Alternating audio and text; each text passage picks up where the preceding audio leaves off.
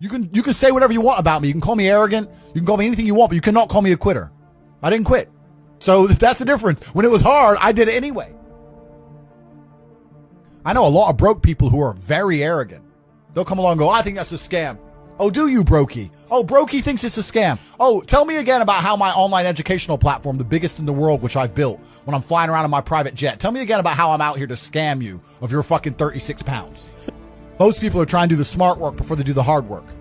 It's kind of like talent, right? You don't notice if you're talented at something until all the hard work's done. Yep. I could be the most talented tennis player in the world, but I don't play tennis. So if I go down the tennis court, Joe Schmo is going to smoke me.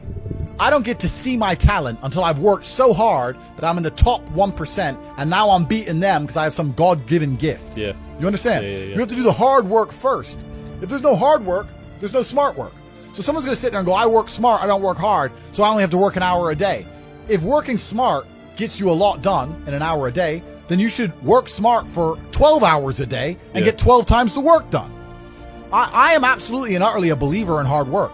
I'm a proponent of hard work. I have all this money and all I do is work. My entire life is work. This podcast is work. I want to go to the gym so I'm in good shape. Work. It's all work. My entire life is work. And people don't want to look at life that way. They want to talk about work-life balance and being lazy and all this crap. I don't believe in any of that. I believe in if you want to win, you have to outcompete the man who's prepared to do nothing but work. It's player versus player. If you're going to sit there and go, I don't want to work more than an hour a day, well, the guy who does want to work more than an hour a day is going to beat you. And no matter how smart you are, there's always a smart dude who's doing the same smart work you are for more hours than you're doing it. That's just the nature of the game. Look, everyone loves passive money, right? I make money as I sleep. Yep. I get it. You need to de-link your time to your money, because if you're only working for money, you run out of time, you can't make enough money. I understand all those principles. My point is, if you have no money and you're coming to me saying, I want to make passive income, why are you not making active income? Get up off your ass and work first. Because there's no such thing as completely, truly 100% passive. You're going to have to check on it. You're going to have to maintain it. You're going to have to find a new tenant for that property. You're going to have to make sure that DeFi crypto farm you're in doesn't go to zero. It's not a rug pull. Yeah. You're always going to have to keep an eye on it, right? But the idea that people with no money are already so concerned with making money without work is amazing to me. You should be worried about active income. If you show me, if I'm a brokey, and you show me how to make $1,000 an hour, I don't sit there and go, okay, but how can I make that passive? I go, cool, I'm making $18,000 a day because I'm going to work. Dude, you don't need to worry about passive income until you have no more time. I look at passive income because I have 18 hours a day I work. When all 18 of those hours are done and my workload still isn't finished, I have to find a way to make some of those income streams passive, either via staff or whatever else. Yep. And that's how I work smart. I use all of my time, and when all my time is done, now I have to become more efficient so that I can get more done within the same time frame. To sit there and say, I don't want to use my time, so I want passive income is dumb shit. The 16-year-old making 45 grand a month, if he was to sit to me and go, I don't want to make the TikToks, I want someone else to do it, make it passive, that he wouldn't be making any money. He's just working. You have to just work. At some point you have to bite the bullet and just work. So when someone comes to me and talk about passive income and they're a brokey, I'm like, you are just lazy. You are lazy. You will never get anywhere. Lazy people never get anywhere in life. Doesn't matter what it is. Doesn't matter if it's tennis or money. If you're lazy, you're never going to get there. That's how it works. If you're the kind of person who's going to quit because it's hard, then fuck off. I don't even want your energy around me, because quitters are the worst people on the planet. You can give a quitter absolutely everything and they will still fail. Quitters can have every single advantage. Quitters can have all the information. Quitters can have all the tutelage. Quitters can have a mentorship. Quitters can have someone who messages them every morning, hey bro, let's get it. And guess what they're going to do at the end? Quit. You need the people who don't quit. I don't quit. Every single facet of my life is testament to the fact that I don't quit. When people see my plane in the sky, you can say whatever you want about me. You can call me arrogant. You can call me anything you want, but you cannot call me a quitter. I didn't quit. So that's the difference. When it was hard, I did it anyway. That's who I've always been. And if you don't have that kind of tenacity, you're never going to be anything. So the people who come along and talk about passive income, they sound like quitters to me. They sound like people who don't want to work. I only believe and say and think the things that give me as much power as humanly possible. That's just the guy I am. And as many people are going to sit there and say, Tate, you're delusional, you're a narcissist. You go through the world saying you're super lucky and that you're bulletproof and you can do all these crazy things. It's impossible for you to be depressed. You're a narcissist. Perhaps. Look at my life and look at yours. So let's talk about it let's look at it in pure metrics. Who came from a worse scenario at the start? Who had a worse background? Me. Who's now more successful? Me. Who's happier? Me. Who smiles more? Me. Who sleeps easy at night? Me. Why the fuck would I want to think like you?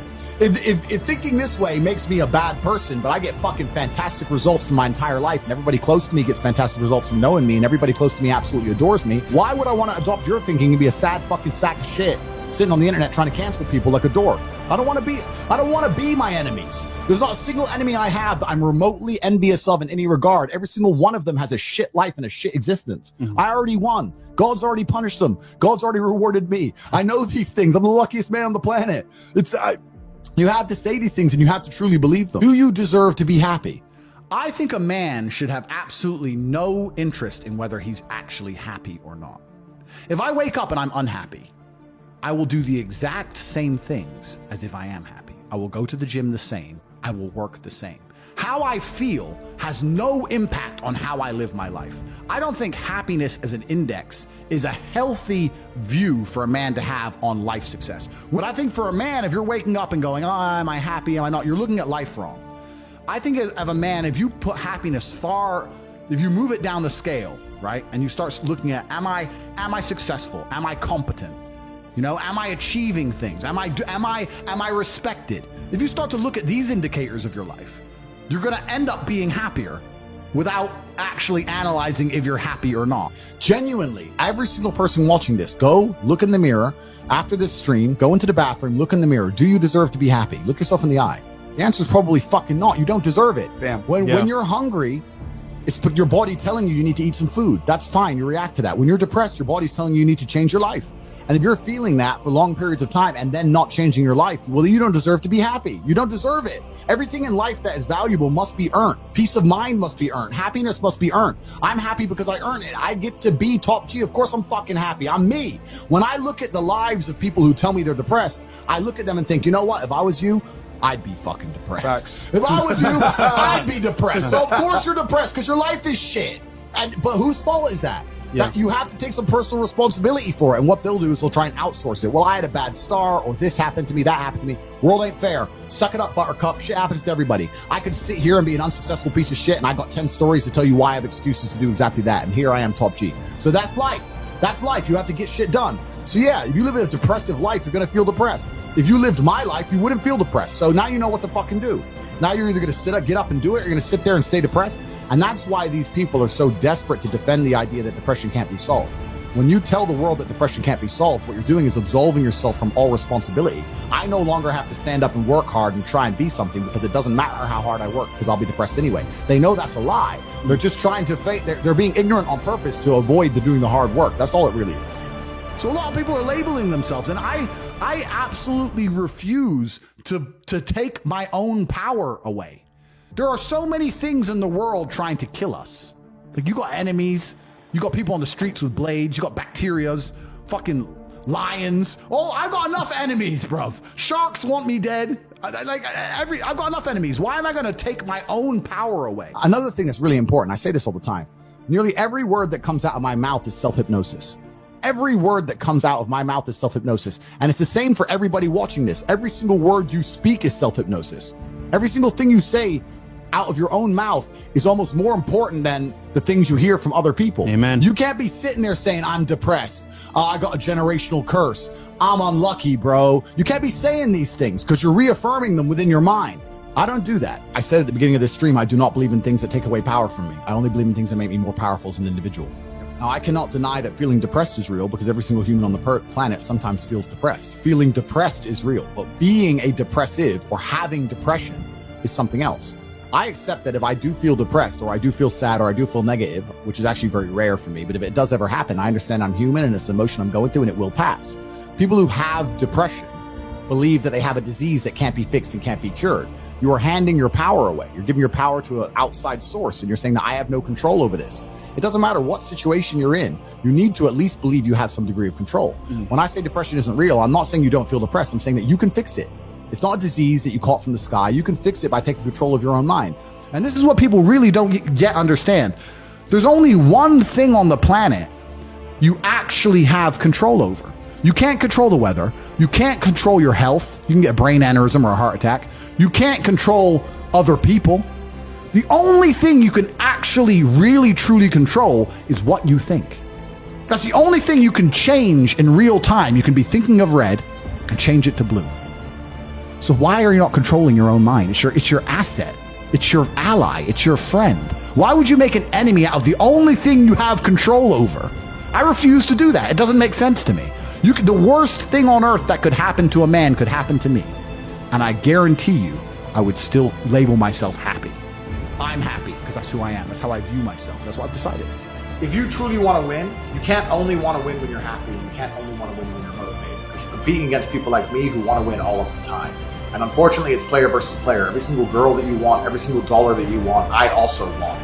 You're competing against men like me who will perform even when it's raining, not only when the sun is shining. And if you're going to be the kind of person who can only do it in one of those scenarios, you are going to lose. You must be prepared to perform all of the time. What we were saying earlier about player versus player is absolutely not really true. If it's player versus player and you're competing against everybody else, because you're competing against everybody else all the time, and you want to also on top of that be low energy and lethargic and lazy, well then you just don't stand a chance. You're wrecked. There are people out here who are prepared to work their ass off. Yeah. And if you're not going to be that guy, then you're going to fucking lose. I have a lot of people who message me and say, I struggle with motivation. And my answer is simple. Then stay a loser. If you can't find the motivation to not be a loser, then I strongly recommend you just stay a loser, stay in your lane, and stay out of my way. I have no time for people who cannot find the motivation to fix themselves and fix their own lives. I've been the kind of person who will perform 7 days a week. Doesn't matter how I feel, doesn't matter what's happened, doesn't matter if I'm happy or sad, things must be done. And this is the mindset you need to adopt if you want to be a winner. Yeah, happiness is a very interesting subject for men. Happiness is the number one thing that must be earned. And I'll tell you that my happiness is based on very real world achievements. I couldn't be happy if I was broke. I couldn't be happy if I was obese. I couldn't be happy if I was lonely. I couldn't be happy if I wasn't respected. I couldn't be happy if I couldn't whoop a dude's ass. I couldn't be happy in those scenarios, so I made sure none of them scenarios came true. I have earned my happiness via hard work. It's the top of a mountain which I have climbed. I deserve it. I deserve to go to sleep with a smile on my fucking face and wake up between two bitches. That's what I fucking deserve. And every single guy who hasn't got it probably doesn't deserve it. And when I got attacked by the Matrix, when they attacked me and they accused me of all these different things, etc., which is numerous and all incorrect, I was explaining, and they were saying to me, oh yeah, but the expectations you're giving of men of life is unfair and all this crap. And I was saying, no, I'm just saying that the only life worth living as a man is a man of dedication and purpose and becoming important. That's what I'm saying. I'm saying if you're Joe Schmo as a man, it sucks. So stop being Joe Schmo. I'm telling the younger generation that if they don't get up and work hard and make sure that they're important, that the world's not going to give a shit about it. As a man, you're born with no inherent value. You have to become important. You have to go through some pain or go through some suffering to make people care about you. Otherwise, you're not going to matter. And one of the great things about the masculine journey and masculinity is that we've all lived a semi-similar story.